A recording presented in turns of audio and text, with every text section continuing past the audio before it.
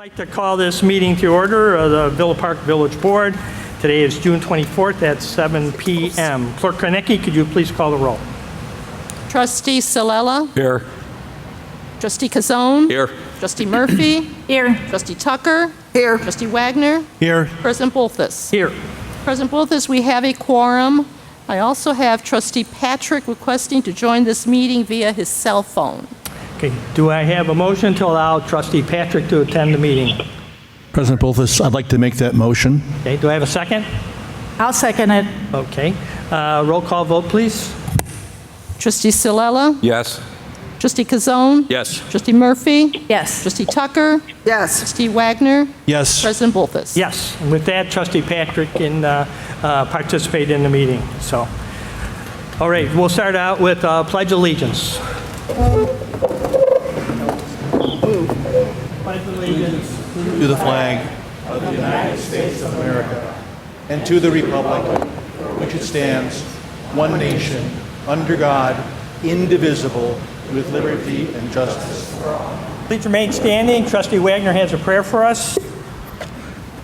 Heavenly Father, we come to you today asking for your guidance, wisdom, and support as we begin this meeting. Help us to engage in meaningful discussion. Allow us to grow closer as a group and nurture the bonds of community. Fill us with your grace as we make decisions that might affect the residents, staff, businesses, surrounding communities, and all those that enter the village of Villa Park. And continue to remind us that all we do here today, all that we accomplish, is for the pursuit of truth, for the greater glory of you, and for the service of humanity. We ask these things in your name. Amen. Amen. Okay, the next item on the agenda is public comments on agenda items. That'd be number 5 through 9. So, Clerk Kornecki, is anyone signed up for the public comments? Yes. The first person we have is Tom King. I'd like to remind everybody, when you do come up to the mic, seeing that we're trying to get this over to Kevin Patrick remotely, so we'll get real close to the mic and speak straightly into it, okay? Okay. Thank you. My name is Tom King. I'm a member of the Save Lufkin Group, and I'm also an individual commissioner on the Parks and Rec Commission. On September 24th, 2018, the village approved a feasibility study for $29,000 conducted by Pros Consulting. A first draft of that study was received by the Parks and Rec Commission, including myself. In May 2019, a second draft was circulated earlier this month. At the latest Parks and Rec Commission meeting on June 11th, the Commission rejected the study, and therefore it is not yet completed nor available to the public. We believe the information contained in the feasibility study is relevant for your vote on Lufkin demolition. Therefore, you should postpone your vote until the study is completed. For example, the feasibility study has not yet provided what it would cost to build a new public aquatic center, nor any specifications on what a new aquatic center would contain. This is despite the fact that they do recommend the village to pursue this option along with the rec center. Number 2, the proposed rec center only has a 57% cost recovery, meaning that about $500,000 per year would have to be funded by the village community or a source other than fees, membership clubs to the rec center. This issue alone may prevent a rec center from being built unless changes to the proposed facility can be made. Number 3, in the public survey part of the study, aquatics is shown as being the most important or one of the most important issues to residents for several questions. The latest version of the report states an outdoor pool had the strongest unmet need and value to the community as a new amenity in the citizen survey part of the feasibility study. Given this strong support for an outdoor pool from residents, the high operating cost of a potential rec center, and the unknown nature of what the final recommendation on the plan will be, we think it is prudent to wait until the results of the feasibility study are known, until a decision is made on Lufkin demolition. Maybe the cost of a new aquatic center will be such that we would want to consider repairing Lufkin Pool or building a new pool at Lufkin Park instead of building a new aquatic center. We need time to explore options and consider the best alternatives. To eliminate options by voting to demolish Lufkin Pool is not a forward-thinking mentality and could end up costing the village community more in the long term. Vote to table the vote on Lufkin demolition until the feasibility study is completed, or vote no to demolishing Lufkin Pool. Thank you. Thank you. Do we have someone else, Clerk Kornecki? Yes, Steve Seddon. Evening. Hi. Well done on the technology. Try. Hi, my name's Steve Seddon. I am representing the Park Advocates Save Lufkin organization. A new recreation aquatic center is not going to happen in the near future. In October 2018, School District 45 voted not to extend the Ovaltine TIF, thereby eliminating the TIF as a potential source of funding for a new recreation aquatic center. The village is at maximum borrowing capacity, meaning bonds could not be obtained to fund a new recreation aquatic center right now. The most likely way a new center would be funded is via bonds, which would have to be approved via a referendum. Given the fact that the recreation center would not cover its costs with memberships and fees, we think it unlikely to be approved via referendum if put to voters in its current form. And then if a new center/pool is approved by voters, it would still have to be designed and built. All this would take at least 8 years. A new pool is not going to happen in the next couple of years. That is why we should wait until the feasibility study is completed to make a decision about demolishing Lufkin Pool. Tom indicated an outdoor pool is one of the most important amenities to residents, as indicated by the feasibility study resident survey. Tom also indicated it is unclear what is being recommended in the study for an aquatic center, as no capital cost or specifications are provided, even though the study does make a recommendation to build an aquatic center. What that says to me is it is likely that that pool that the village has been saying is 8 or 10 years away may not even happen then. Why is the village proposing to take away one of our pools, the pool that had the higher attendance when both were open, and when there is no guarantee of a new pool, and a high likelihood that a new pool is very far in the future? We also need to be good stewards of the village's money. The village spent $29,000 on the feasibility study. If you are not going to use the input from that study to guide decisions, then the money on that study was wasted. We need a defined long-term plan for the pools before you start demolishing them. Addison has had their outdoor pool vacant for a couple of years because they don't have a long-term plan for their aquatics. They have not demolished it. Instead of spending $78,000 to demolish the pool, you could use that money for infrastructure projects. For example, that money could fund 845 feet of street resurfacing, 260 feet of water main, or 2,028 feet of sidewalk. If you vote to use that money to unnecessarily demolish the pool, that money will not be available for other village projects. Vote no on demolishing Lufkin Pool. Thank you. Thank you. Clerk Kornecki? Yes, next is Deb Connelly.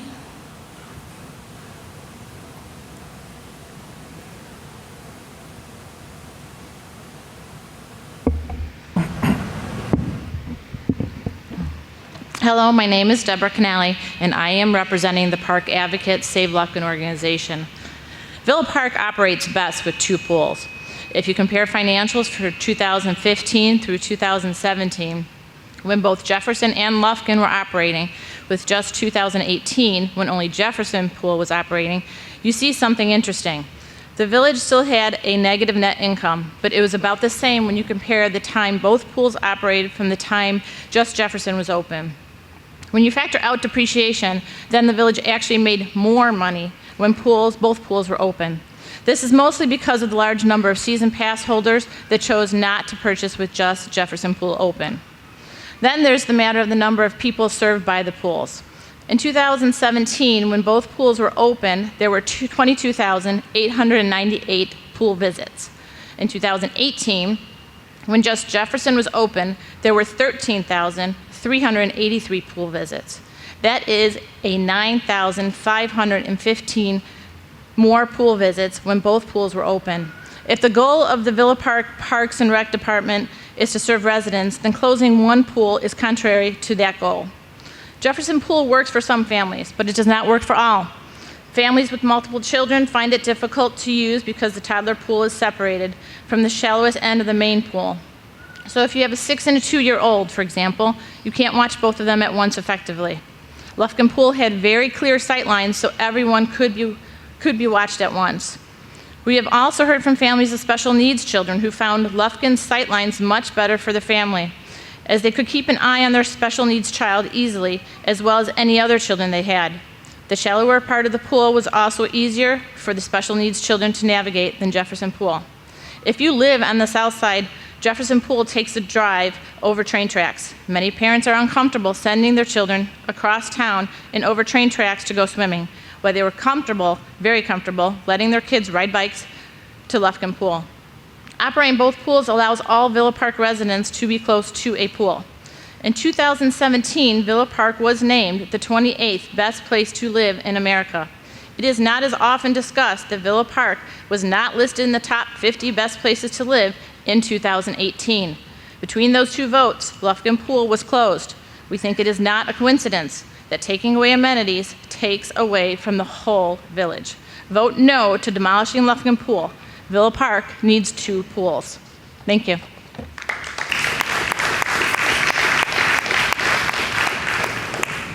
I just want to make sure, I should have done this earlier, if Kevin Patrick is really hearing us. Kevin, are you there, Kevin?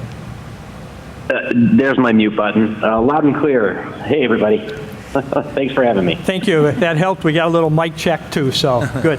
Thank you. Clerk Konecki. Yes, the next person is Wendy Granrath. Good evening. My name is Wendy Granrath, and I'm representing the Park Advocates and Save Lufkin organization. We wanted to address some issues that have arisen in previous meetings. The referendum does not show most residents support demolishing, does not show that most residents support demolishing Lufkin Pool. First, the referendum question never asked about demolishing the pool, only if residents wanted to fix it for $1 million. It did receive 47% support, which is close to half of the village, and an analysis showed that the north side residents overwhelmingly did not support it, but south side residents did support the referendum. Clearly, our town is divided on this issue. Ben from the Citizens Advisory Commission came to the April 8th meeting to give his professional opinion that the question was worded in a biased manner. This bias was also discussed amongst the board as indicated by documents from one of our FOIA requests from the village. The other issue is the $1 million figure used on the question. The highest amount that was ever discussed in repairs was $500,000, and a review of the potential repairs outlined in the 2012 Williams study showed that only about $632,000 would be needed to fix everything about the pool, even items it's not necessary to fix to reopen the pool. So using this as the sole data point for demolishing Lufkin does not give you accurate information about how residents feel about demolition or even repairing the pool. Then we have fundraising. It's been a big question by some members of the board. We were tasked by the board with raising money to save the pool after the February 28th, 2018 meeting, where the board voted first to postpone the demolition vote. We had to first figure out what the board was asking for us, because fundraising for repairs was not something that we had ever been discussed with. Once we decided to try and raise money, we had to apply for a 501c3, which we did in October of 2018, and it was granted. We were then able to raise some money from residents, but most told us that they supported saving Lufkin, but they didn't trust that donated money would be used to save Lufkin. With the demolition vote hanging over our fundraising efforts the whole time, it's not surprising that residents didn't want to give large donations for a pool they felt was likely to be demolished. 12 days, just 12 days after the board voted in November of 2018 to table the demolition of Lufkin until the feasibility study was complete and we could do more fundraising, the board then told us that they were pursuing a Lufkin referendum. At this point, it was difficult to ask for donations from people to save the pool when you're asking them for money in this hand and then you're telling them we might have a tax increase if this referendum doesn't pass or passes. So we had to focus on the referendum instead of fundraising at that point. However, we did raise funds, we raised money, and recently received pledges from companies to help with concrete repair services and retired engineers who have offered their services. Should the board vote not to demolish Lufkin and to pursue repairs of the pool, discussion can start with those entities and with additional ones that have shown interest in helping to support us. My final comment is on social media. There's been a lot of buzzing, and fortunately, I don't partake in any of that, but we've been very criticized for negative comments made on our Facebook page. While we feel fortunate that we have 676 followers on the main page with a large community of Villa Park residents following us, as well as discussing issues on our group page, it means that sometimes people will make negative comments. Those comments are not made by our organization. They're residents expressing their opinions. We do monitor the page to ensure appropriateness, but we believe it's good for the village to have this forum for discussion, both pro and con. Our Facebook page has become a new town hall meeting of such, or a virtual gathering place where residents commiserate and they discuss ideas and problems. We've built a community, and our organization is not going away. We've become known as a source of quality information about Villa Park and the Parks and Rec Department, and we plan on continuing that. Even if you vote to demolish Lufkin Pool, the park advocates of Villa Park are still here to stay. Please vote no to demolishing Lufkin Pool. Thank you. Thank you. And next we have Anne Marie Testa.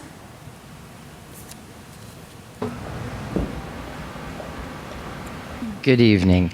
I'm going to be reading an official statement from the Citizen Advocacy Center in Elmhurst, from community lawyer Ben Silverman. If you'll recall, he joined us in April for the last time we were discussing demolition of Lufkin Pool, and he couldn't be here tonight, but this is in regards to what's on the agenda tonight. In its haste to demolish Lufkin Pool, the previous village board attempted to move forward with approval of a contract in a manner that violates the village's bidding requirements. The village has not yet explained how this happened or how it will avoid that situation in the future. The bidding requirements protect taxpayers and provide a transparent process that allows the public to understand that village authorities are acting in the public interest. Some authorities in the village want to rush ahead with another vote, yet again ignoring the potential results of a feasibility study that the village has already paid for. That is not how you restore public trust after the serious lapse in April. The village board should postpone any potential demolition of Lufkin Pool until after the feasibility study is complete and released for public review. This would help ensure transparency in a process that has thus far been anything but transparent. Next, I've got Mike Orlowski.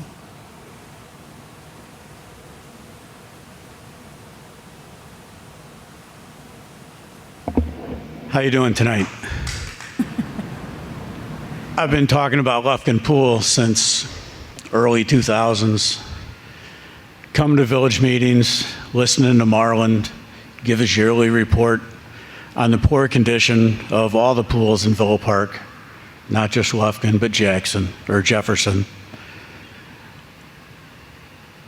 I thought we voted back in the election not to put any money into Lufkin Pool, but yet here we are for our third meeting after the election to talk about Lufkin Pool. I thought this was something done.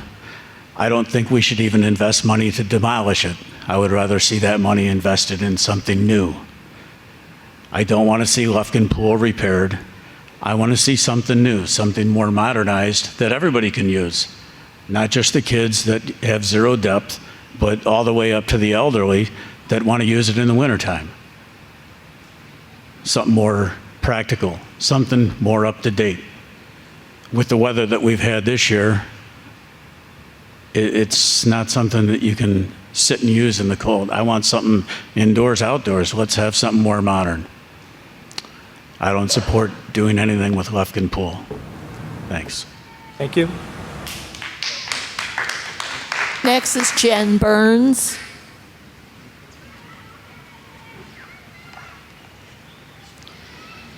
Good evening. I am a member of several organizations in Villa Park. I am a member of the Park and Rec Advisory Commission as well. We are currently going through a process looking at a feasibility study. I wouldn't say that it was rejected. It is still a work in progress. It's in draft form. I have not shared any figures from those documents because they haven't been made public yet to the board. It's really been something amongst the recreation staff and the commissioners that have been kind of overseeing and looking at that report to make sure that the firm that was hired does do their due diligence and give us something that we can use to help us move forward as a community. I'm also here representing several members of the community that have been ready for a long time to move on. And they're just shocked that we are still discussing this now, today. They thought this was done. They're ready to move on. They're ready to make sure that we have something that is more efficient, something that is not a drain on our resources, and something that helps enhance the community. Lufkin Pool at this time, I worked at both Lufkin and Jefferson for decades. Lufkin definitely is in more dire straits than Jefferson ever was. As far as the fundraising concerns, asking people to even donate $10, I donate $10 to the Girl Scouts, Boy Scouts, whatever organization that comes along.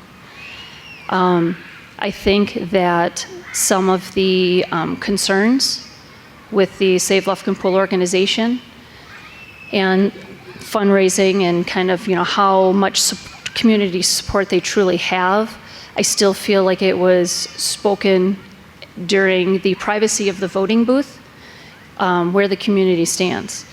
I still have several people that cannot publicly come out in favor of demolishing Lufkin Pool because for fear of retaliation from members of their organization or their support. Please, as a community, I ask that you go ahead and finish the job that was started and demolish Lufkin Pool, and then let's start working forward on moving forward. There was nothing that any of the members of the commission, there was never a motion made by any single member that have started looking at those feasibility studies to ever pass on any formal recommendation to you to change our stance from where we originally were. And that's where we are today. Thank you. Thank you.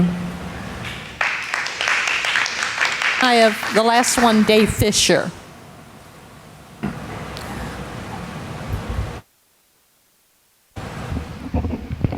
My name is Dave Fisher. I am part of the Save Lufkin Pool Committee, but I didn't talk to them about my remarks. My remarks are kind of my own.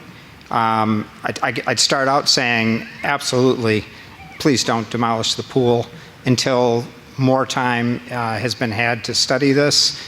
Just a quick analogy, I remember my church years ago hurting for money, sold a rental property. Now we're hurting for money again, and the rental income is gone. So I have three things I want to talk about briefly, two of them related.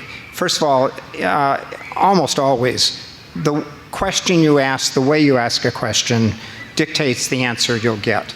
So let's talk about the referendum.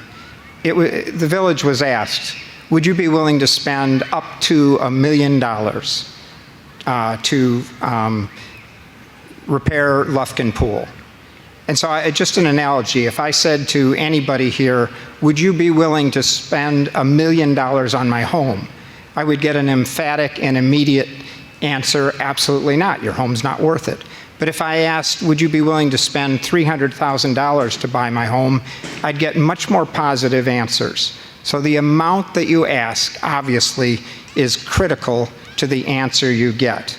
Why in the world? So I'm not saying it was on purpose. I don't mean to, demean anyone, but the question should have been asked, are you willing to spend $225,000 or $250,000 to get the pool up and running for 3 years? Are you willing to spend $1 million to to do all the repairs that have been recommended by Williams Architects? Are you willing to spend? There should have been multiple choices, not just one high, pie in the sky, high figure that everybody knows is going to turn people off to voting for it.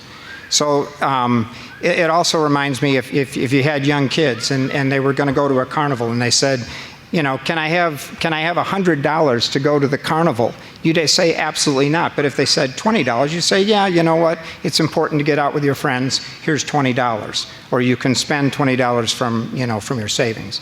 The second thing also related to how you ask a question is when I went to, I think it was the November meeting, I heard certain trustees using the Williams Architects report that they did not recommend, that they recommended replacing rather than repairing the pool.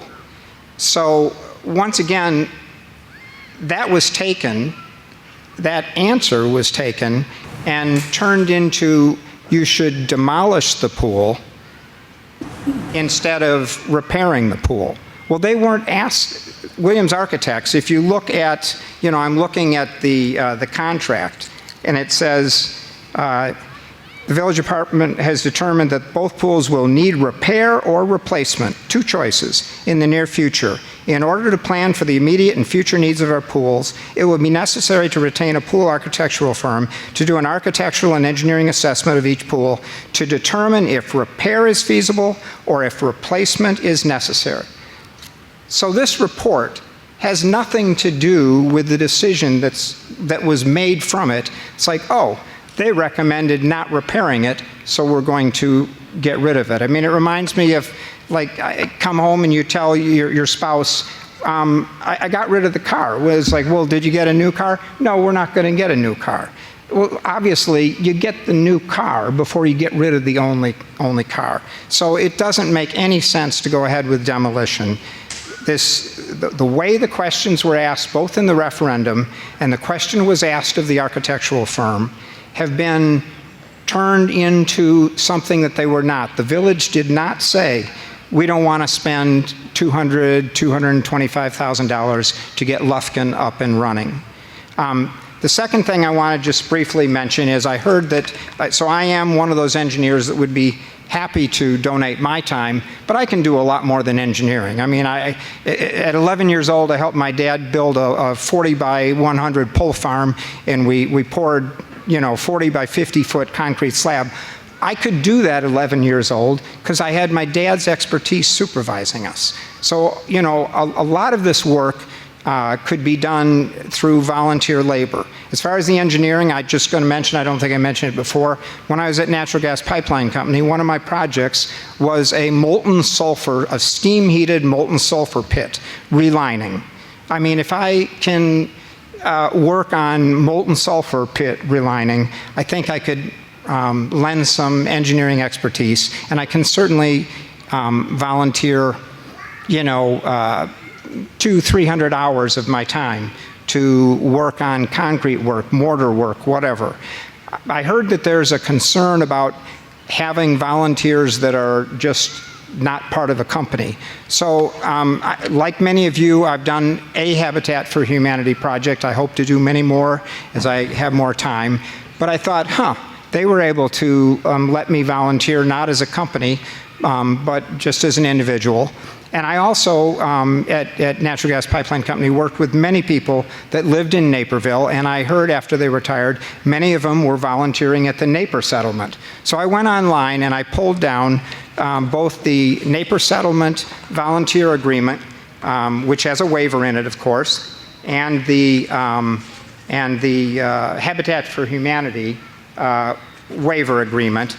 And could I made copies, can I submit them to you? Give them to the clerk. Yeah, so there are proven ways. Hold it behind the mic.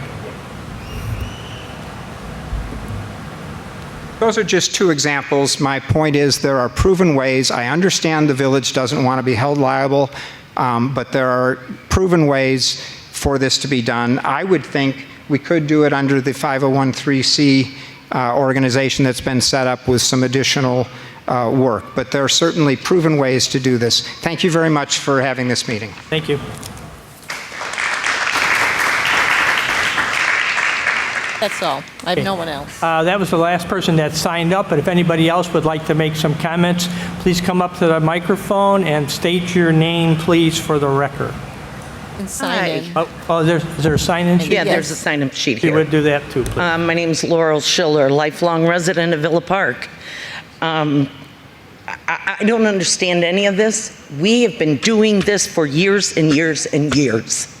We've been told by architects, our own advisory board for Parks and Recreation said, don't repair it. It's been put off and put off. I mean, how long are we going to do this for? Then we were told a referendum. Quite frankly, if you can't understand a question that says up to 1 million, I mean, it would be irresponsible to tell people it's only going to cost $200,000. That's ridiculous. It might have cost $200,000 10 years ago, but now it's going to sit empty for another winter. Do we think that there's not going to be any more damage to this pool sitting out in the winter for yet another year? I mean, I don't know how many times we have to say it. There was a referendum. The referendum, we got it by 52%. I don't care if it's by 0.3%. It was still against saving the pool. We've been doing this, I mean, it's ridiculous. In 2013, we were told by Williams Architects that it is not advisable or a suitable long-term solution to invest in major repairs to Lufkin Pool. Well, sure enough, in 2013, we threw some more money at it. That money lasted 4 years. And then we were right back where we're at now, looking for money to fix a 65-year-old pool. Who in their right minds thinks that's going to happen with $200,000? And how long are you guys going to put it off? Put it off, put it off, put it off. It's ridiculous and it's irresponsible for there not to be a vote. I urge you not to save Lufkin. We have many, many things we can do with money instead of throwing it into a 65-year-old pool. So I ask that you vote to demolish Lufkin. Thank you. Anyone else who would like to make comment? Okay, please again sign in and state your name. Speak directly into the microphone, please. My name is Christina Bostian. I have 3 small children, 2 of which are with me today. They are 6 and 4, and I also have a soon-to-be 9-year-old. I live in the big blue house right off Ardmore and Jackson. Mike Burns grew up in that house. The Durs grew up in that house. It's been many community members have lived in that house and have enjoyed Lufkin, and I have to say I've lived here for 4 years, and for the first 2 we enjoyed it. I had small children. I could walk out my backyard, go on the other side of the fence, stay for an hour. It was great. When they did decide to close it, we were disappointed. I think I got on the phone with Jen Burns the next day and was a little upset, and she explained to me what kind of the plan was, and I was like, okay, well, we're bummed today, but this is looking forward in Villa Park. Now, 2 years later, I strongly encourage, if anyone thinks this pool is worth saving, come and spend 20 minutes in my backyard and look at it. I knew exactly what I was voting for when I voted no. My children would have benefited probably the most from saving Lufkin 10 years ago. I knew when I moved into the house that you guys had been discussing this for 10 years. And we were lucky that we got 2 years out of it. My oldest son is on Mariners. We love to swim. We love to hang out with our friends at the pool. I don't think this is what this is about anymore. I don't think this is doing what's best for the children in Villa Park. We've had an empty hole in the ground, which was full 2 weeks ago, of rainwater that if a child had hopped over the fence, as I have seen many children do since the pool has been open and closed, what would have happened? What would have happened if we had I understand that we didn't get a third bid, but now we've had a construction fence around a place that used to be a place that my children could at least go ride their bikes. They could play in the open space that was around it. Now they can't. Now there's a construction fence that I have to worry about them hopping the fence and jumping into an empty cesspool. My block has overturned 90% in the last 3 years. 3 years ago, when I moved in, we were the only young family on the block. Now there are 16 children on that block. Guess how many parents want that pool to be saved? Of the 5 families that my children are outside playing with every single night, guess how many want a pool? Instead of an open land where they can play night games, or they can play a pickup game of baseball, or ride their bikes in a parkway. Every single one of those families say this is ridiculous.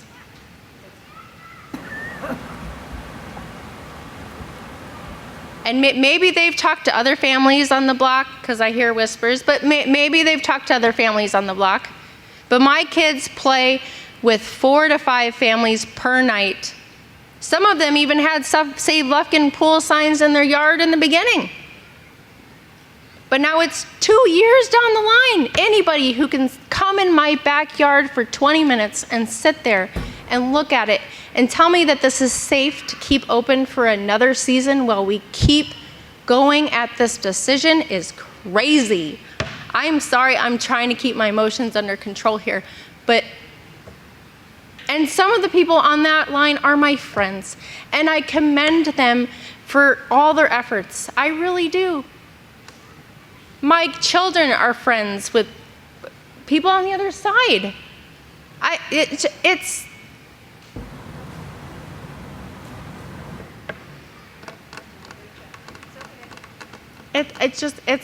crazy.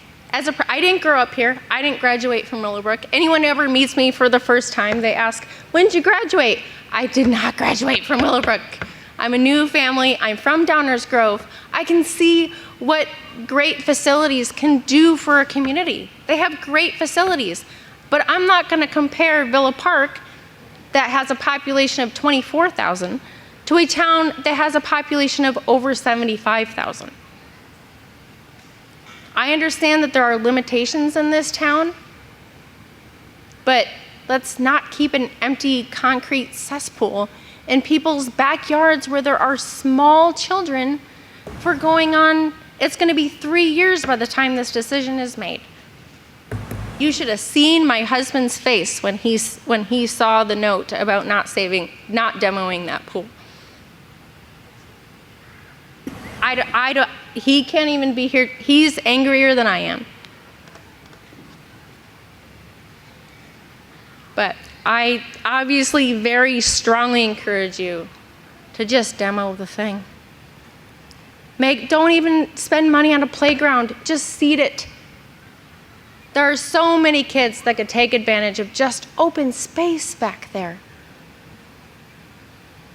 Just seed it, put some grass, put a parkway for kids to ride their bikes, deal with the retention, because I know it can get kind of swampy back there when it rains. But it's a swampy, concrete, empty hole when it's just sitting there. So again, I commend everyone who has put energy into saving it. I commend everyone who has put energy into helping save it for 20 years like Jen has. But it's time to move on and just be done and do something better. Thank you. Thank you.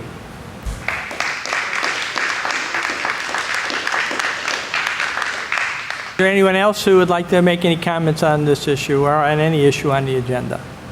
Yes, come up to the microphone. Please state your name. Speak directly into the microphone, please. Good evening. My name is Dan Canelli. I live at 39 West Monroe, Villa Park, Illinois. And the first thing I'd like to ask the board, if they want, is to take a look right out that door. And you'll see an empty pool, okay? It's the 24th of June. 3 days, into summer already. Not many people there. We've had a pretty crappy summer, right? I've had the opportunity to go to 3 baseball tournaments with my son. One was in LaGrange, and when I went by their pool 3 weeks ago, they probably had 100 people there. Yesterday, I was in Riverside, close to Lyons, and I went by their pool right before the rainstorm. They probably had 20 families there. I'm like, wow, it's only 70 degrees out. Kids don't care what temperature the water is. They just want to get out there and have fun, be with their friends. You guys were all kids at one time, right? I mean, you got to remember what you had growing up, what you could do. I completely agree. I've been going with a lot of things that a lot of people are saying. This is a catastrophe that's been going on here. I've been going to these rec meetings, and I've gone to 50% of them within the last year.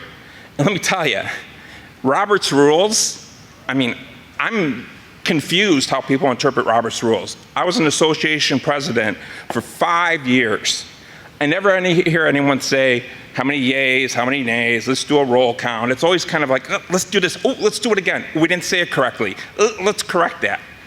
So confusing to see how people present themselves as public officials. And I know it's a tough job. I mean, I've done it for associations. And, you know, just getting back to this, we look around, we see people keep coming. This will go on forever and ever. As long as I live here, I'm always going to be an advocate for Lufkin Park. I don't care if it gets seeded.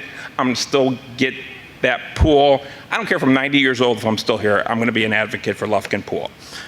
But the reason is this pool right here doesn't bring in the money or the people. And this city is very divided. That's one thing I've noticed. We have people that live on the north side, and we have people that live on the south side. The majority of the people on the board live on the south side. The north side doesn't even get represented.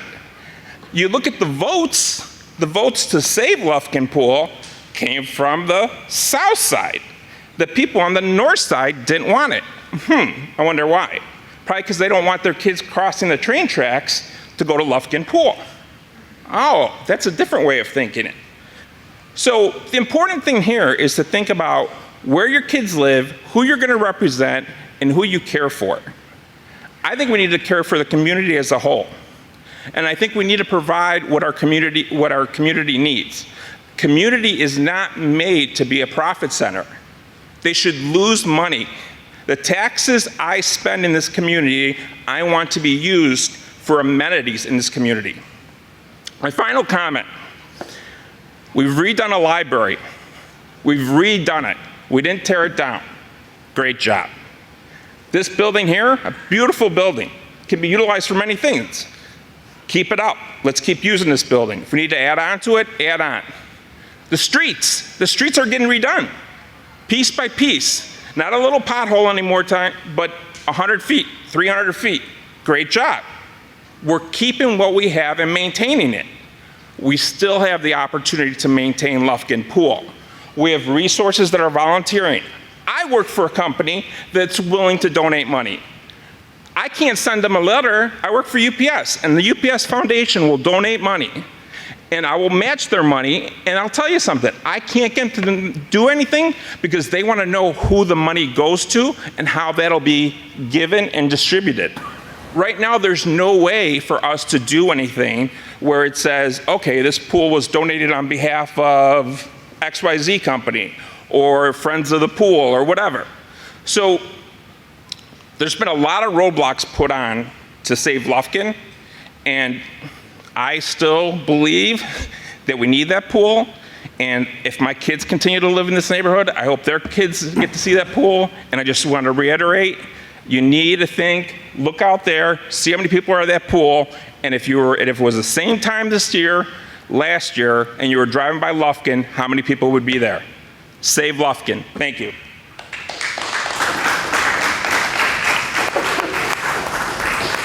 Anyone else have any comments? Okay, seeing none, we'll move on. To item number 4. Do we have any amendments to the agenda? President Wolfis, I'd like to make a motion to move up item 9 to on the agenda to be our next agenda item. I'll second that. Okay.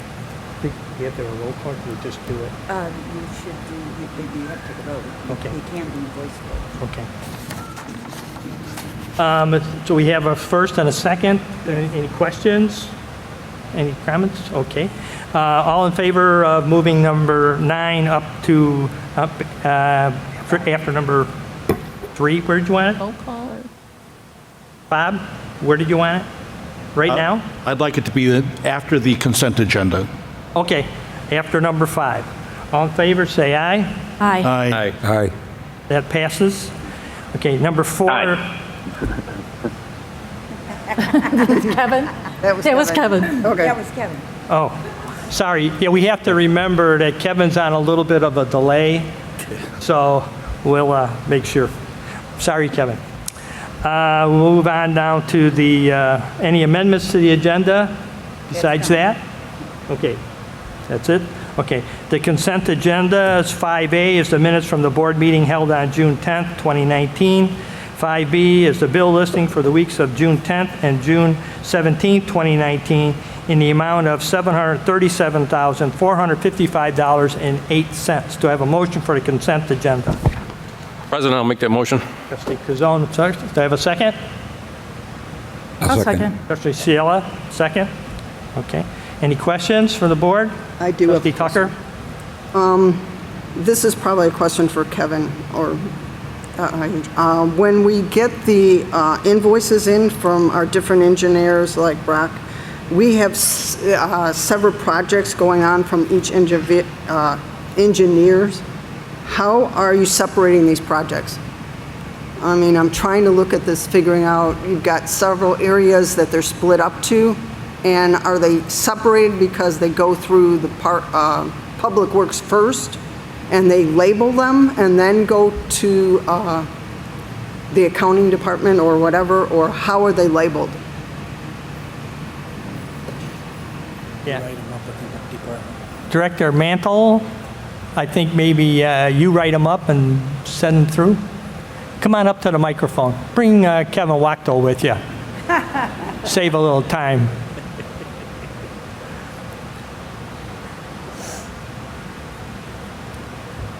While you're walking up there. The reason, because we have 5 different lines for Christopher Beck on there. So I was kind of trying to figure out how it's decided on splitting it up, because I know some of these engineering things are split between 3 different line items? Sometimes more, actually. And in the case of Christopher Burke, they're actually working on a number of different projects for us right now. And so there's a different invoice for each of those projects. We can't bill those together. And then within each of those projects, there are often more than one account being used to pay for those services. So as a result, with those multiple projects, multiple accounts, there's very often a number of different line items for a single firm on a bill listing. So does the invoice have a number before it goes there? Is that how you decide which amount goes to which line? Turn the mic up a little bit, Kevin. Thank you. When the contracts are approved by the board, then we set up a purchase order which encumbers that money, sets it aside, knowing that we can't spend it for something else. So we work with Public Works Department to know, for example, if it's a $100,000 contract and $20,000 is to be paid for from the road fund and $80,000 from the water fund, for example, then we set aside $20,000 in the road fund for a specific general ledger account number, and then $80,000 in the other fund. When invoices come through, then we charge those invoices based on the work that was done in the field until we come up to the $20,000 or the $80,000 in that example, so that we're not overspending that money, but it's allocating based on the actual work that's being done based on the project.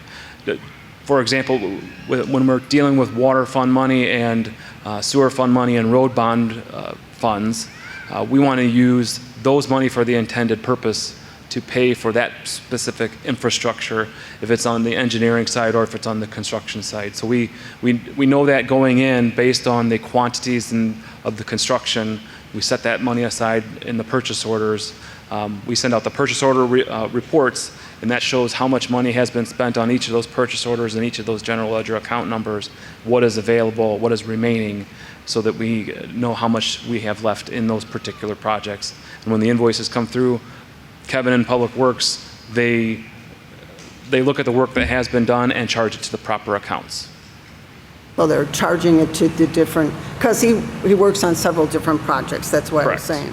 So you get that from Public Works on which project it's from that Chris Beck is doing this time, or we get invoices for each. E3, I know we've got several accounts on that, so. Every single project, when the engineering firms and when any of the professional services firms that we work with, they bill us out for a specific project. So we get a bill for the Jackson Pond project, even if they're doing work on Jackson Pond and they're doing work on other projects in town. There's a specific bill for that project, and there's another separate bill for other projects. And each one of those bills, or invoices when it comes through, goes through that same process where we calculate what work has been done for each particular funds.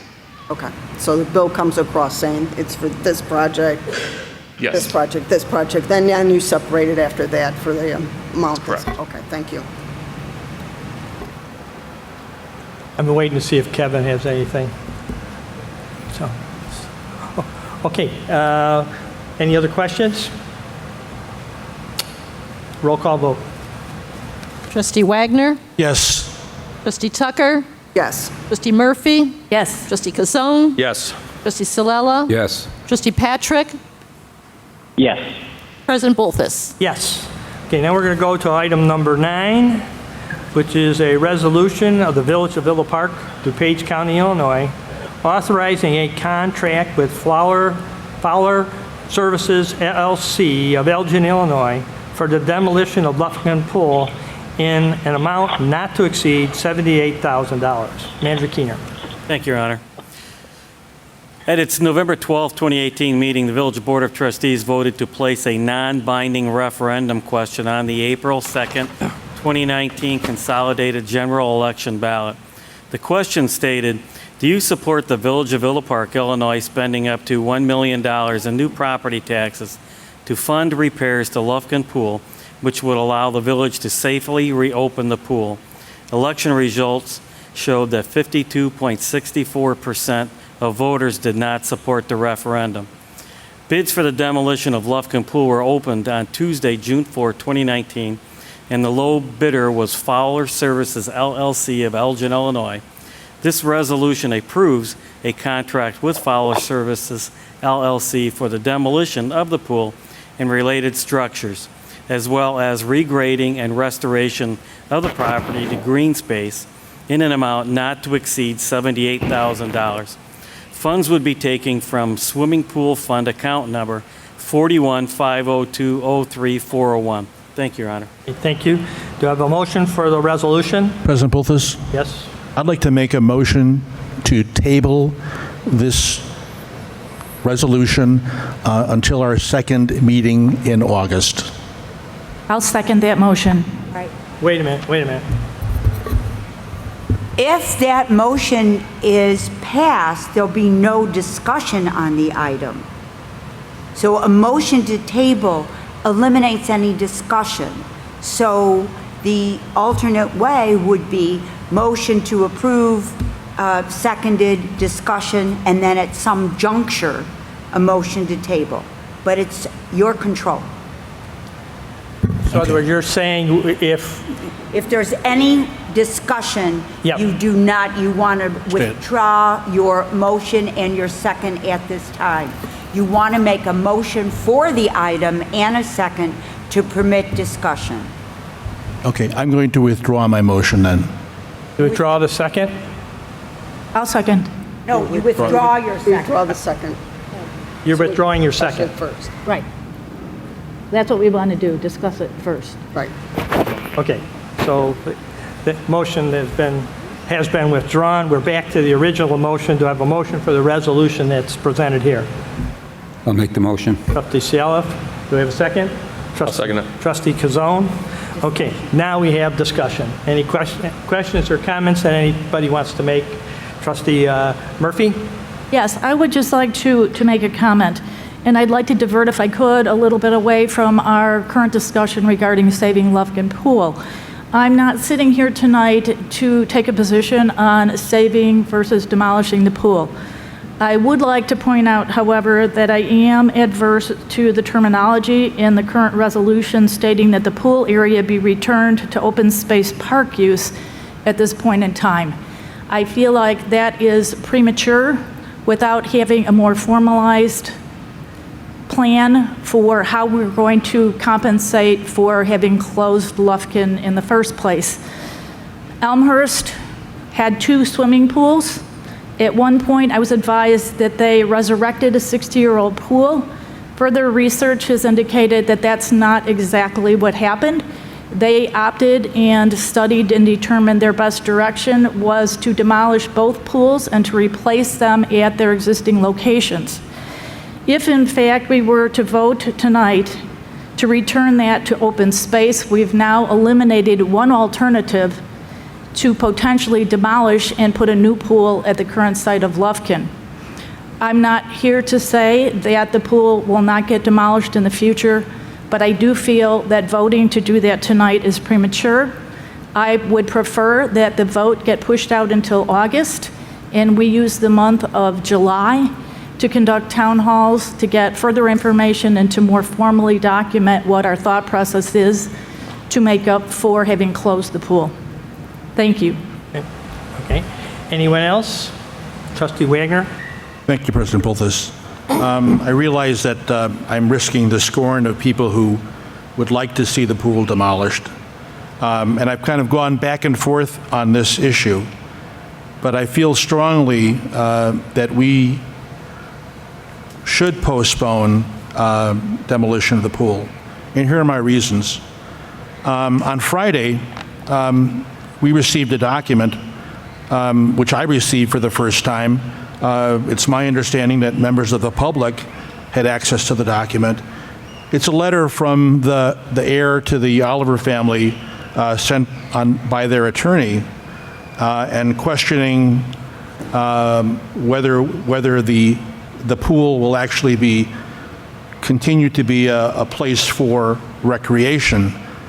My concern is, and I know our attorney provided some input to me on this, but I'm afraid of the exposure that we risk by demolishing the pool and without a plan with what to do with that space. Okay, we're going to seed, we're going to fill it in, we're going to put grass there. It'll be a muddy field for a long time. I don't want to risk the potential of us this reversion right where the property would go back to the air.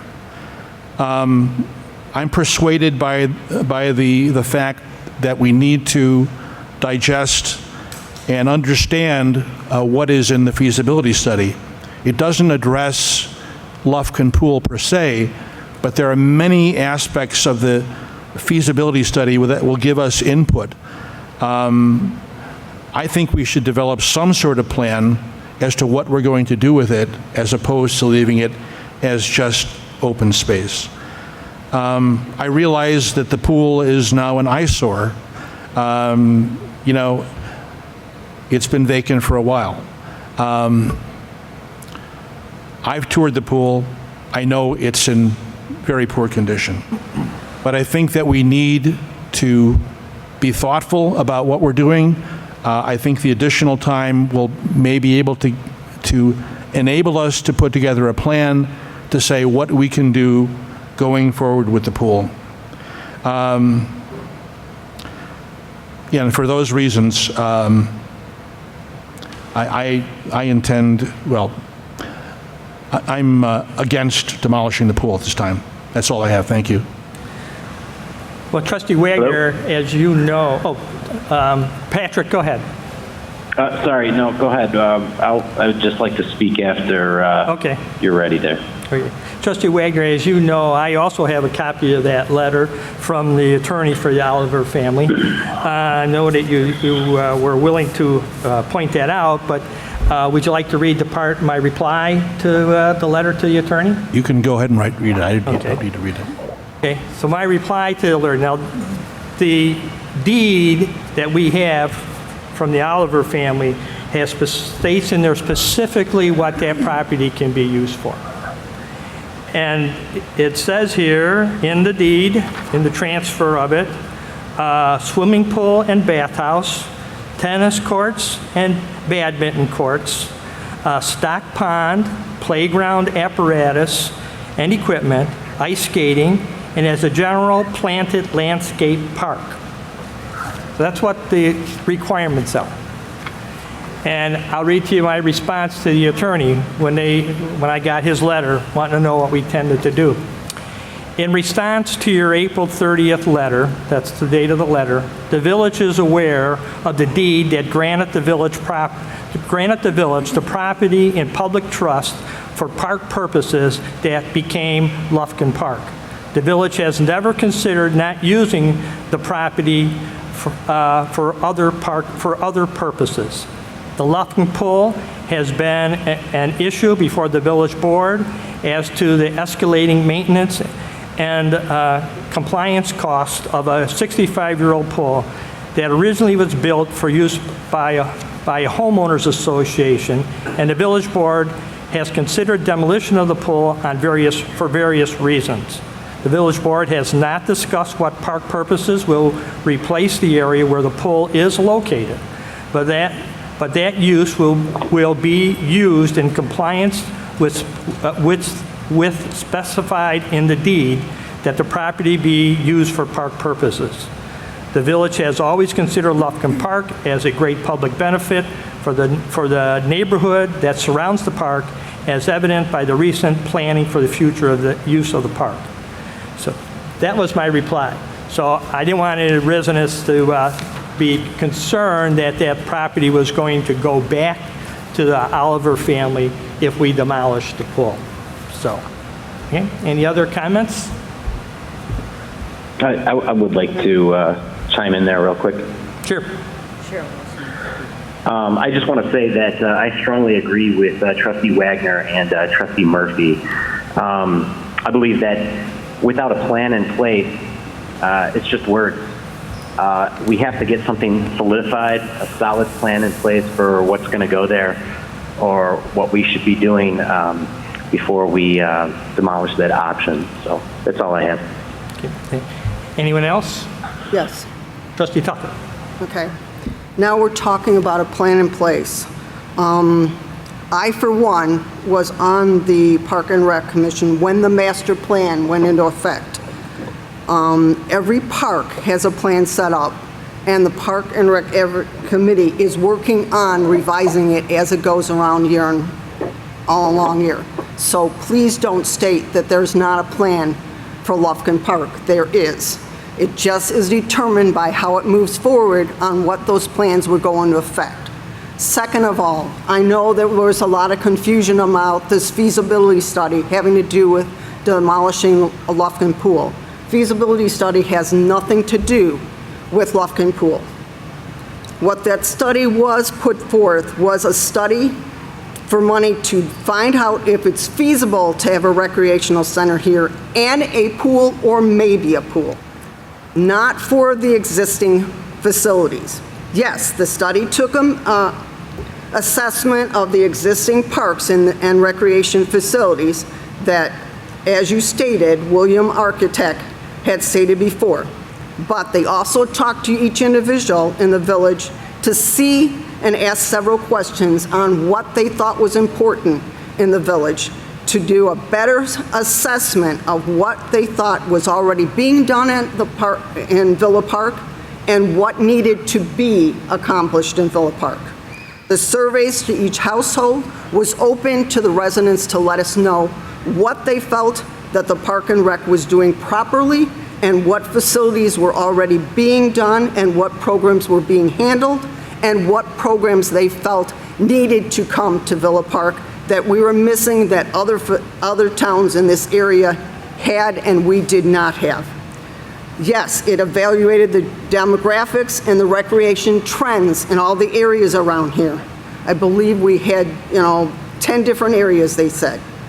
Pro Consulting did that so that they could evaluate the existing programs that the village already provided now and what the residents feel are important to them to evaluate in the village the need for a recreational center and or pool, and to develop an operational recommendation for the village on what would cost to operate and maintain a recreational center and pool. When the feasibility study becomes public, and I'm sorry it has not become public now, as you've heard from several people on the commission, they were not happy with the results that came through because they did not answer the 5 questions that the Park and Rec Commission asked them to do. So that is why it's not out yet. They have asked them to answer 5 questions. They've answered 2 of those 5 questions they requested fully, and so they're waiting to get the results on that. At that point, that feasibility study will just be a starting point for the village to decide if we could or should move forward with building a recreational center and pool. And from that feasibility study, that is where the village will take all of the people, residents in the village's concerns and open out town meetings and other meetings to go forward. So please keep that in consideration, that it has nothing to do with the one pool, whether it stays open or gets demolished. I would just like to add one thing. I'm sorry, Pat, let me just add one thing here real quick. Normally, work in process documents are not FOIAble, but the fact that we have discussed that up here now at the board, they can be FOIA'd. So if anybody wants it, they could file a FOIA request. But I just want to point out to you, though, it's 165 pages, so there will be a charge. So to my understand, President Bolfus, is that the public can FOIA these documents to see what the future plans are for the Lufkin Park property. They can FOIA the feasibility study. That's what I'm saying. So. Okay. So my question then is, where could the public go now? And I apologize, I'm not there. But where can the public go now to access the future plans of Lufkin Park? Trustee Tucker mentioned that we are just waiting for a which way we can go kind of thing. So where can we get those future plans regardless of which way it goes? There's no future plans right now. The first step is the feasibility study. There is a plan. Well, there was an old one, a 2015 plan. There is a okay? plan. So there is an old one, but if you're referring to, you can have that one, that's available. I think some of them have already FOIA'd it. So, but the feasibility study is the first step. But we do have an outdated plan in place for Lufkin, but we're not utilizing that. We're just waiting on the feasibility study. To answer your question, you can look in the master plan that came out. That is in publication. Anyone can read through that master plan. And it explains that in the master plan, Lufkin Pool and Lufkin Park, I should say, was put in there for anyone to read what was analyzed and what was decided and what was discussed that would be future things that should be done in that area. So you can look at the master plan. We don't officially have any plan in place currently for the future of Lufkin Park. At the moment, there is a plan in the master plan for Lufkin Park, yes. That will tell what the outcome is going to be either way. Basically, if the village as I stated, if the village decides to demolish or not demolish, we have a plan in place according to that master plan that tells the public what that's going to be. You can't put a plan in place until something happens first. So the Park and totally Rec, agree. Okay, so the Park and Rec is an ongoing thing that each park, as it moves forward for needs, updates it.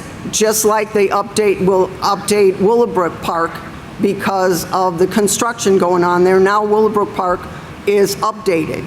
The playground equipment got moved over to Westmore. Westmore is being updated as it goes along. So it's an ongoing moving thing, the master plan. Gets moved along as each park needs adjustment or something fixed on it. So I understand what you're saying. I guess if the village chooses not to demolish Lufkin Pool, then what is the plan going forward? That's based on the feasibility study? No, that's based on what the board decides. It has nothing to do with the feasibility study. Okay, so we basically don't have an idea what's going to happen there because we haven't voted on anything yet. We did vote on the last feasibility study, the last plan, 2015. So the board did approve that. I was looking through my folder here to see if I had it, but I didn't bring that with me. So, but there is a plan back then. I think it would be, we're putting the cart before the horse kind of thing here. Again, I will state that I think that we need more of a definitive plan and process, or if we decide to demolish Lufkin Pool, there needs to be something in place that says this is what we're going to do. That's all I have. Thank you. Okay, let me ask anybody else. Anyone else have any questions? Trustee Kazal? Just a couple of things. I wanted to address Trustee Wagner's comments about Elmer's pools. Elmer's did rebuild their pools. That was mine. I'm sorry, Trustee Murr. However, they did demolish the old pools in order to rebuild them. Yes, but they did choose to rebuild them in the same place, and the budget numbers and the vendor they used to do it are from the year 2000. Okay. I'm okay with eventually, if that's what the plan is to rebuild Lufkin Pool. Either way, though, if we have to rebuild it, we're going to have to demolish it. This board, I think, has shown, at least the previous board, has voted several times to demolish the pool. And I don't think that the sentiment on this current board is enough to keep the pool going. As I just said, I've got no problems if the master plan eventually says to rebuild Lufkin. And if we do, we'll build it in the same spot. Obviously, the engineering would have to be different to allow for the soil types that are there, and we can adjust that at that time. But to do that, we would definitely have to demolish the pool, and I see no reason to keep the pool if the long-range plan is either to make it a park or to rebuild the pool. And like I say, I think the votes are on the board. I don't think there's votes on this board right now to take the money and try to save the pool, and then in 5 years have to demolish it again. So that's just my comments in there. I don't think that we're necessarily talking about saving the pool, more or less having a plan in place for the future of it. Okay. Trustee Wagner? I'd like to see if we can clarify this issue about the master plan and the future of Lufkin Pool. It's been a while ago.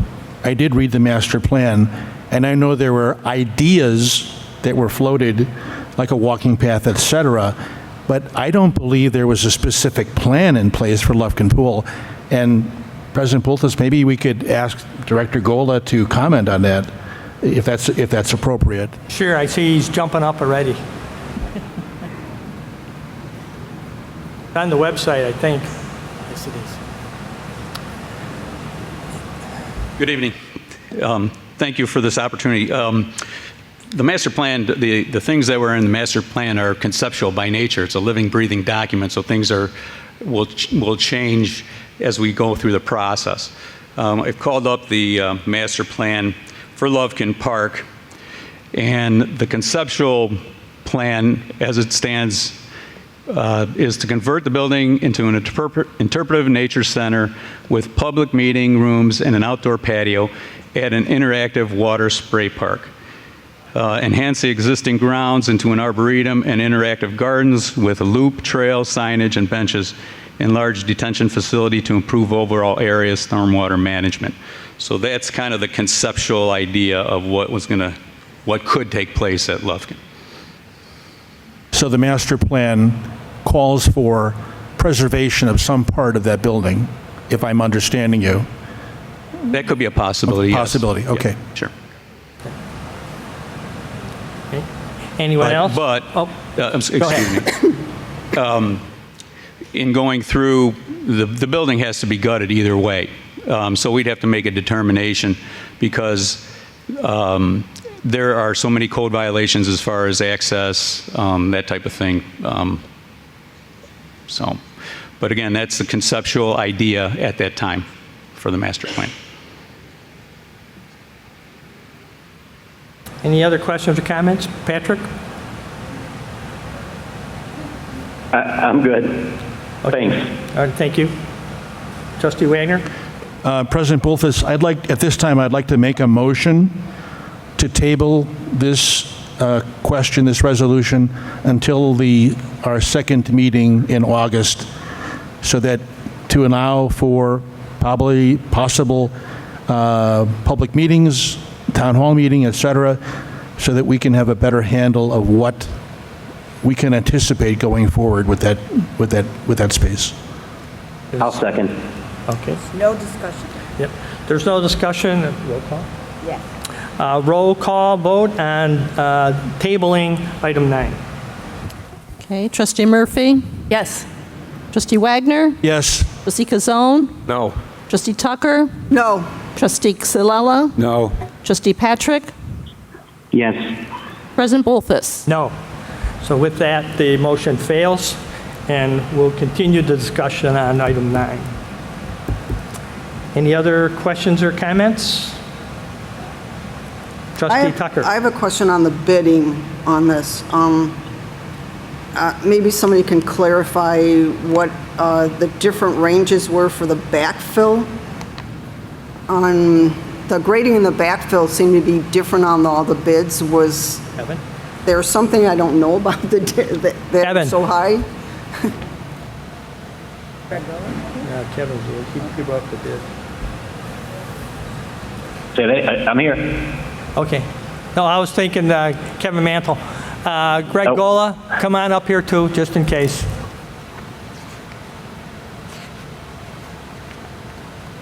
To your question regarding the different range of prices on the grading. And the backfill. The backfilling. Yeah. Typically we see that just because different contractors have different equipment, different means. For some it's more cost effective than others, and for that reason, that's actually why we do the competitive bidding process, is because one contractor might be able to perform a task a contract more effectively than another. And for that reason, we see that range of prices. Okay. My understanding is we were moving everything from it, correct? Everything's being hauled away? All of the equipment, all of the infrastructure that's currently there is being moved away. So all that we're filling and backfilling is what's left after all that's moved away in the Correct. grading? Yep, any excavations that are left from the building, the pool, et cetera, being removed would be filled with material. So large ranges. Some people felt there was more that needed to be filled than others. Is that, I'm not understanding the big difference between those bids between grading and backfill if they're going to remove all the same stuff. But the price difference wasn't so much on the removals as it was on the effort to bring material in and then complete that backfill operation. And so, again, I guess my comment would be that certain contractors may have an opportunity to bring that material in for a much cheaper price than others, and for that reason they were able to bid it much more cost effectively. Okay. Okay, Trustee Wagner? Just a really short question. I noticed on the bids, there's of course, a pre-construction meeting, but there's a video conferencing. Are we recording the pre-construction meeting? It says pre-construction meeting, video recording, et cetera. Yeah. I assume you're referring to the pay item that says pre-construction video recording? Yes, I don't have my glasses, but I believe that's what it says. That's actually a typical practice that we put in most of our contracts. Okay.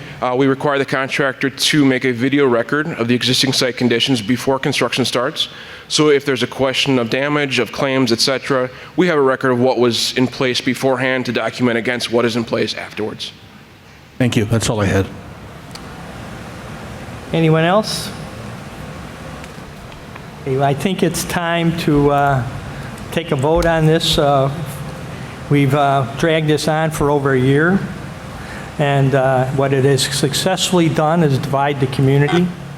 After spending years trying to break down the wall between the north and south side, apparently that wall has not disappeared. So, and you can see the disagreements right up here on the board. So that's why we've been working on this for over a year and a half. So finally, I think it's time for a vote. So with that, we're going to vote on item number 9. The vote would be yes to accept the contract for the demolition and no to reject it. Clerk Kornecki. Trustee Wagner? No. Trustee Kazone? Yes. Trustee Tucker? Yes. Trustee Murphy? No. Trustee Salella? Yes. Trustee Patrick? No. President Bolthus? Yes. So with that, the motion passes, and hopefully that'll help mend some of the hard feelings, and probably not, but we'll move on. Okay. We'll move on to item number 6, which is the first reading of an ordinance of the Village of Villa Park, DuPage County, amending Appendix D of the Villa Park Municipal Code. Manager Keener. Thank you, Your Honor. The village previously adopted the July 1st, 2004 version of the DuPage County-wide stormwater and floodplain ordinance and all amendments by reference as Appendix D of the village's municipal code. Specific adoption of the new county-wide ordinance as revised on May 14, 2019 is required in order for the village to remain eligible for participation in a national flood insurance program. The May 14, 2019 revision of the county-wide ordinance included substantial changes in the renumbering of many of the sections in the ordinance. As a result, the village's stormwater regulations in Appendix D require additional revision to bring those regulations into alignment with the new county-wide ordinance. Thank you, Your Honor. Okay, this is a first reading on a code change, so there's no motion. We just need open for discussion. Any questions or comments? Okay, sounds like Kevin's okay. Trustee Tucker. I just want to know, are we updating it for what, DuPage County? set forth? Is that what we're doing? Because before we had a policy in, if I understand, first of all, we had a policy in, and now DuPage County came by and evaluated theirs or tucked theirs or whatever they did to it, and so now we have to redo ours because of it? Is that what's Yeah, we're going on? doing that because of the new FEMA maps, which the county has already approved, and we have to match the county's maps. Okay. Trustee Wagner? Yeah, I found this memo very interesting. I know the county stormwater ordinance has been in effect a while. And I apologize, I don't have my glasses with me, but are there cases where we can circumvent the stormwater ordinance if there's a special situations or special village project? Rich Slayer is jumping up. He wants that little piece of that one.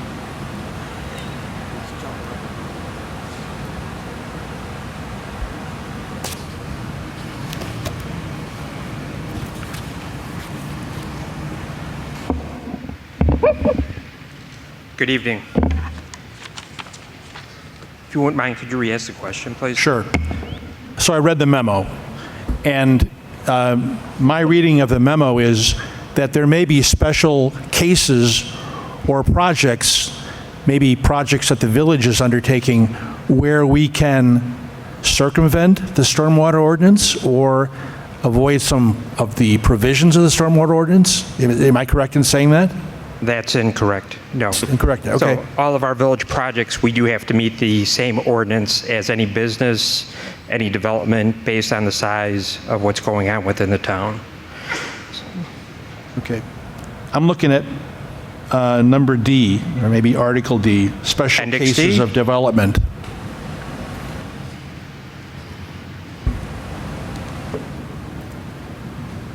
Which page? This is on page 2. It's D. It says, this is a new subsection in Appendix D, outlines less stringent detention storage requirements for special cases of development. That's saying the county ordinance could be less stringent. We are more stringent with our requirements. Okay. Okay, I think he's clarified for me. That's all I have. Thank you. Anyone else? Okay, roll call, no, that's just for discussion. Okay, we'll move on to item number 7, is a second reading of a ordinance code collection. This is the second and final reading of an ordinance of the Village of Villa Park, DuPage County, Illinois, increasing the number of Class B license for the sale of alcohol liquor. Manager Keener. Thank you, Your Honor. In November of 2017, the Village Board approved issuance of a Class B liquor license to Deborah Naguib, owner of a proposed retail store located at 302 East St. Charles Road called the Beverage Hub.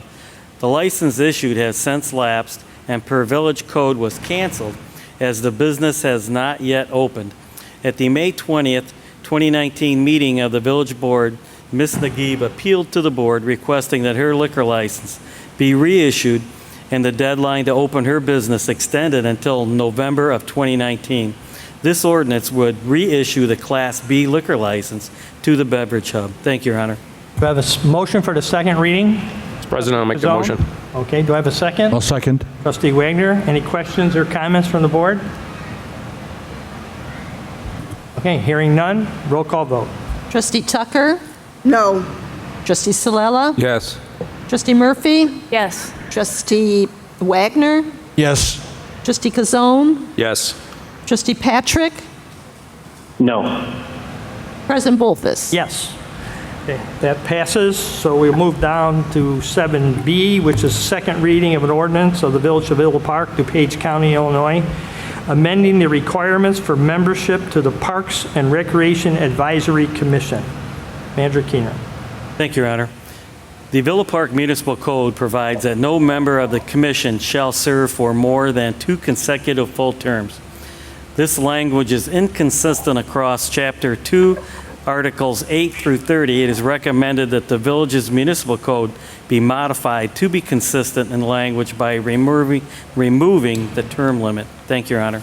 Okay, do I have a motion for the second reading? President Bolthus, I'll make that motion. Okay, do I have a second? I'll second that. Trustee Kazone, any questions or comments from the board? Seeing none, roll call vote. Trustee Silella? Yes. Trustee Murphy? Yes. Trustee Tucker? Yes. Trustee Wagner? Yes. Trustee Kazone? Yes. Trustee Patrick? Yes. President Bolthus? Yes, that passes. We'll move on to number 8. Ordinance of the Village of Villa Park, DuPage County, Illinois, approving an amended planned unit development plan for Kenilworth Townhomes. Manager Keener. Thank you, Your Honor. A petitioner is seeking approval of an amended planned unit development, also called a PUD, for the Kenilworth Townhomes project that will finish the development originally begun over 10 years ago. The amended development will include 16 townhomes and a new access point directly to Kenilworth Avenue. Following a public hearing on June 13, 2019, the Zoning and Planning Commission unanimously recommended approval of the development. Staff is also supportive of this request. Thank you, Your Honor. Do I have a motion for the ordinance? President Bolthus, I'd like to make that motion. Do I have a second? Second. Okay, trustee. All right, any questions or comments? Trustee Wagner. Just a clarification, I did attend the Zoning and Planning Commission meeting where this was approved. Just to clarify, there was an issue about 2 parking spaces that might be lost with the entrance to Kenilworth. Was that issue resolved? I was at that meeting too, and I don't remember what their recommendation was. I sort of remembered it was like maybe 2 spots will be lost. I'm not sure. Maybe Patrick Grill can tell us. He was waiting to be called on.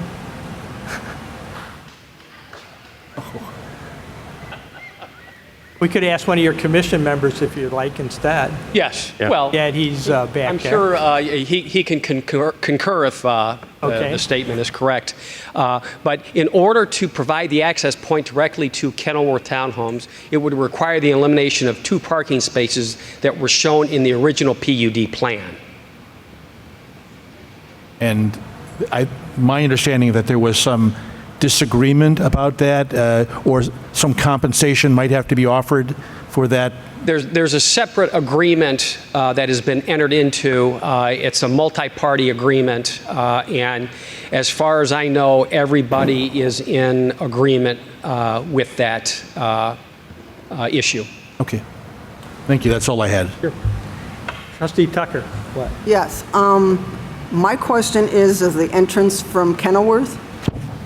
Did I look at the map wrong? It looks like we have to move a light pole to do that. That is correct. So that light pole will have to be rerouted somewhere else or moved, or It has to be moved. The developers agreed to do that. they agreed to cover the cost of moving the electric and the light pole? Correct. Okay.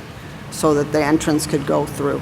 Correct. And my understanding is the entrance isn't on the side of the building. It's where the 2 parking places are right now by that pole?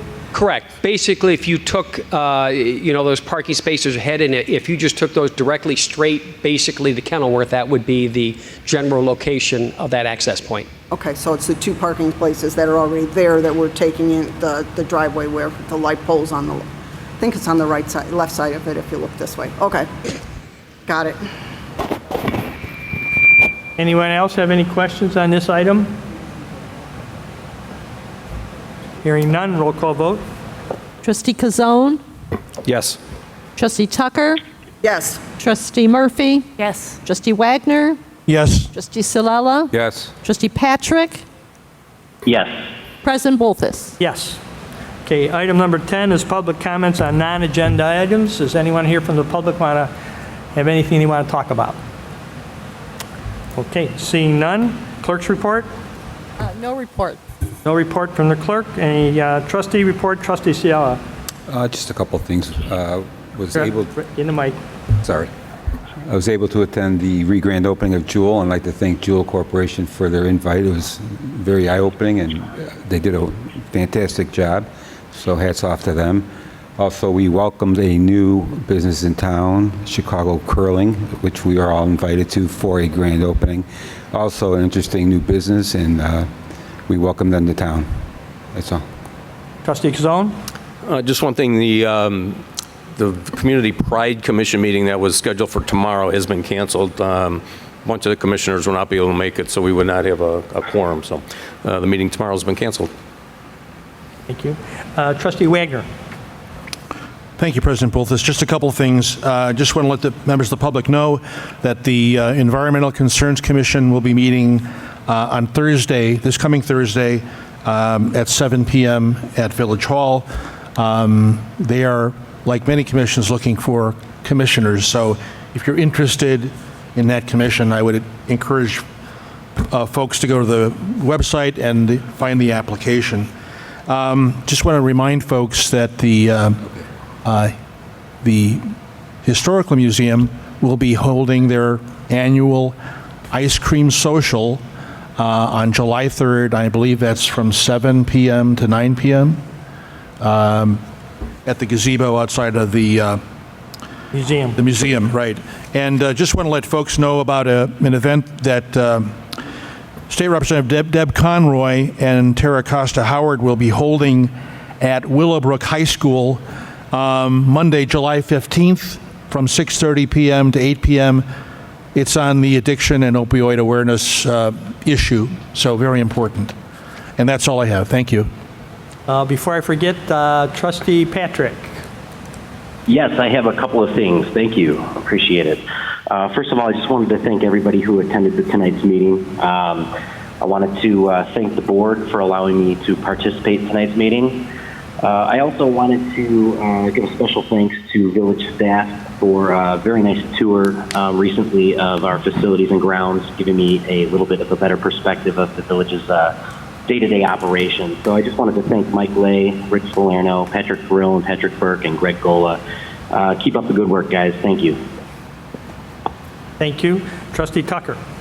I just want to bring up the 4th of July parade. The VFW is planning that parade, so if you need some information, do get on their website. I believe it's also on our website, the village website. The parade is taking place, and please look at the road closings so that you're not upset when it does occur, because there is a map telling you when the roads will be closed at what time, so all the people in Villa Park will be aware of that. Also, please abide by the ordinance about fireworks in this village. I know we have a very good staff of police department, but they do not want to have to chase you down for your fireworks, so they have better things to do. So please follow the rules and regulations on fireworks in the village so they don't need to do that. Other than that, I just hope everybody has a safe 4th of July. Trustee Murphy. Yes, just a couple things. I would like to echo Trustee Salalla's comments regarding our new businesses. If you haven't recently visited our Jewel on Ardmore and St. Charles, the grand reopening was wonderful. They have totally increased the quality of their selections, have many different food items. It's amazing, including a lot of buy one, get one frees. So if you want to partake in some great sales and check out all the new quality of what they have in there, please don't hesitate to visit the Jewel. The curling club is just an amazing undertaking. If you have an opportunity to go visit them and go downstairs and visit their ice arena where they're holding all of their curling events, it's incredible to look at the before and after pictures of what they've done with that facility. One last thing is a super shout out to Parks and Rec for the quick cleanup associated with Summerfest. It was there and then it wasn't. It was a great event in the evening, and in the morning when we got up and went for a walk, it was like it had never been there. Everything was cleaned up, put away, and it was just an amazing undertaking. So thank you very much for your expeditious activities associated with that.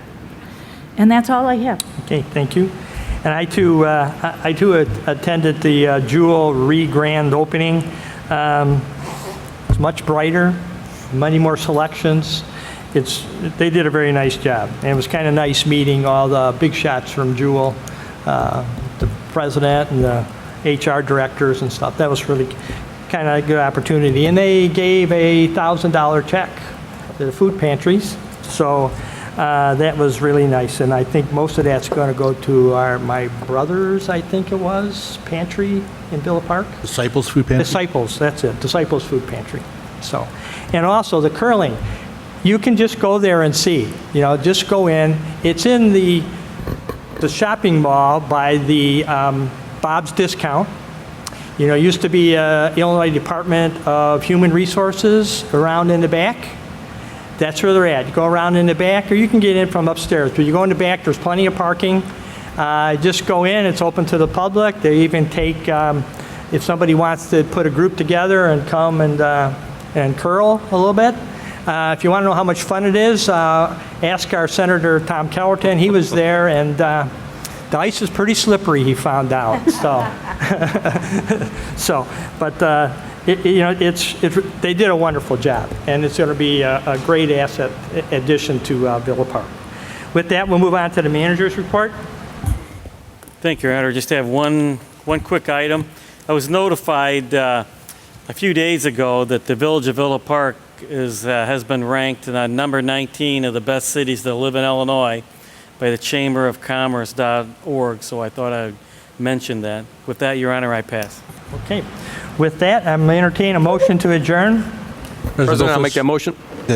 Second? I'll second the motion. Okay, Trustee Kazone first, and Wagner second. All in favor, say aye. Aye. Aye. Opposed? Aye. Okay, so we're adjourned.